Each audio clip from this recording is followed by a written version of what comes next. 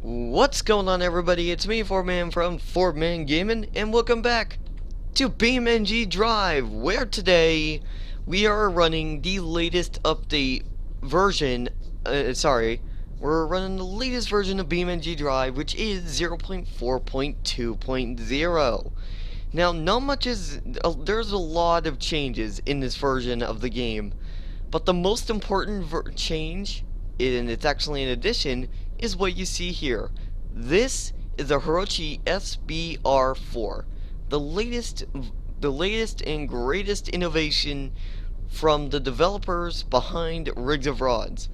Now, this car, it's just so modern that the model years of it literally say 2013 through 2016 here. See, here, I'll even pull it up for you. So, here we are in the vehicle selector, and here we go. Hirochi SBR4. There we go. 2013 to 2016. There we go. Is that enough proof for you? It should be. Now, we are running the base configuration. Now, there's a lot of other configurations that I might do separate videos for, or maybe just have a look at some of the, oh, sorry about that, my mom just closed the door. We're going to be having a look at the different versions of it, starting with the base version. Now, outside, it looks pretty interesting. I like the way the outside actually works. The outside, I can't tell what it could be like on the outside, but the inside you'll be able to tell. The inside of the Hirochi SBR2, you could kind of, from the gauge cluster up there, you could probably say that in real life this could probably be a Nissan, one of those modern new Nissans, like a new Nissan GTR of sorts. As for the interior, it's got everything for a 2013 to 2016 model car. In 2013 to 2016 is actually a very big range for it to cover.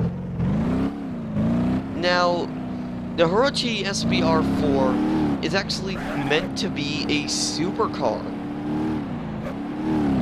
like an affordable type supercar, and it gets up to speed really quickly, as you guys can see from that moment when I put my foot on the throttle. It stayed still. Now, the car itself, however, drives pretty nice for the stock version. It does pick up speed very, very quickly, though. Just keep this in mind if you're wanting to take this on a map like East Coast USA and just cruise around. It accelerates like a Bugatti Veyron. Well, not really like a Bugatti Veyron. That's like a too insane of a comparison right here. It actually drives like a. It just accelerates like a let's just say it accelerates like a Lamborghini, one of the Lamborghinis. Now, the first thing I want to do after driving this thing for a while is throw up the suspension test. And when I say throw up, I don't mean puke. And yeah, we're gonna have a look at some of the stuff here. Now we're gonna get right up and close here so you guys can actually see how the suspension is made up. And it looks, suspension wise, it's pretty good. It's got a good riding height, and it handles the bumps nicely. Now, I'm sure some of you guys are wondering, how does it crash? We'll get to that in a minute. But I'm gonna actually give this a challenge.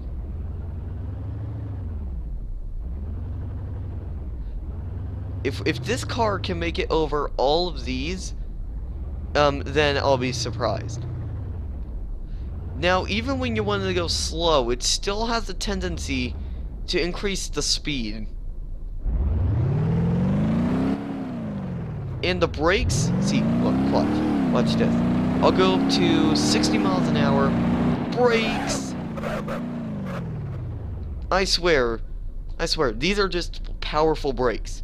I swear, the developers made it so that way the brakes can actually get you stopped. Now, next test I want to go for is, does it do the loop? Which is a good general test to see how well it can handle going upside down and backwards and all the other types of stuff. And it doesn't look like it can do it. Maybe I just didn't give it enough speed. I might be able to do it later, but here's the first crash, and it looks pretty good. There's like this weird little thing right here. Now, I will pull up the J-beam structure of this car, but it kind of lags my game. Now, another interesting thing you'll notice is the engine is actually in the rear of the car. Not many cars do this nowadays. Manufacturers want to put them up front, and in this case, what is actually up front? Just like a storage area. So everything is back here, even transmission. Now, if we pull up the parts selector, which I shall be doing now, you'll see that there are a lot of different things. There's electronic stability. There's the engine, F4 engine, which we can have whether we wanted to or not. Now we could take out taillights. We could take out that. And they're both independent rear suspension, so they did pretty good. So there's a lot of different things you can play around with here. But for the most part, it's basically just standalone. Now, okay, so now you guys want to see crashes. You guys want to see crashes. I know you guys want to see the crashes. So the first crash we're going to do is just this, even though I messed it up. That was totally not meant to, I didn't mean to do that. But the first test we're going to be doing is a simple, we're going to be doing a simple jump test. Now basically what this test will allow us to do is see how well the suspension does, even though it's facing nose down. Oh, it's a hoppy car. Does it still drive? Holy crap, it still drives. And it drives straight. That is... Look at this. Oh my goodness. So now, since it's still alive, we're going to do another test with it.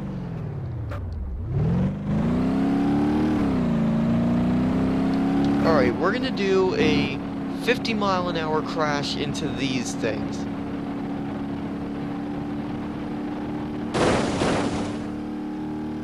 Well, maybe just one of them. I have doubts this thing is going to drive now. How? Holy crap, how is this thing still drivable? It is seriously drivable. Alright. Alright. Let's see how it fares going off this jump in reverse. Okay, there we go. And impact. Alright, that wasn't really a good impact, but for the most part, I don't think it's going to drive anymore.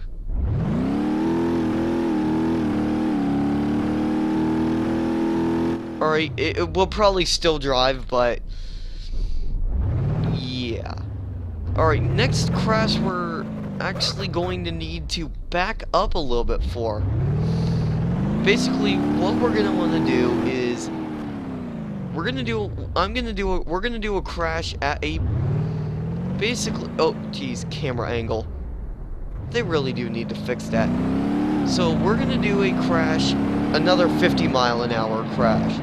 Actually, this will be a 60-mile-an-hour crash. And we'll see how it survives. I think I have an idea how it's still managing to drive. Because the engine is in the back, it can't be damaged. So if the front gets damaged, whoop-de-doo, it can still drive. Alright. Now since it can still drive, let's try and destroy it. We'll put it on this.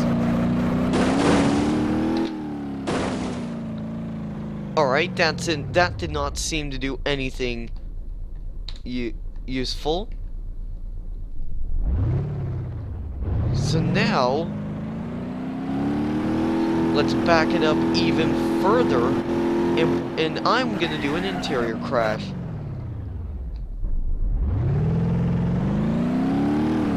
Yeah, we're gonna do an interior crash. I'll swap to the interior once we get up to a good speed. Alright, all down. Interior view. Here we go. Oh, I didn't even tell how fast I was going during that crash. Hey, good thing is, it still drives, sort of. Alright. So now,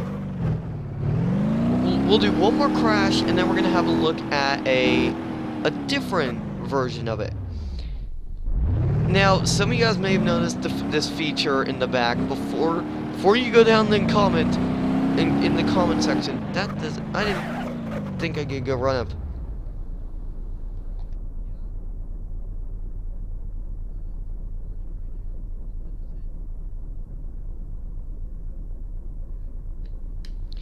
So we'll do one more crash, and then I'm gonna have to end the video off. There will be a part 2 to this.